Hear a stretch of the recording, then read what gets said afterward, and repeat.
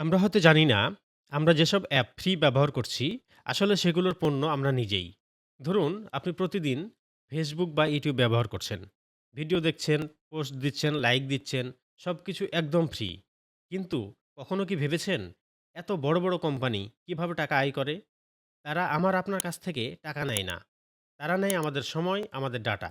আপনি কি দেখছেন, কি পছন্দ করছেন, কতক্ষণ স্ক্রল করছেন, তারা সবকিছু লক্ষ্য করে।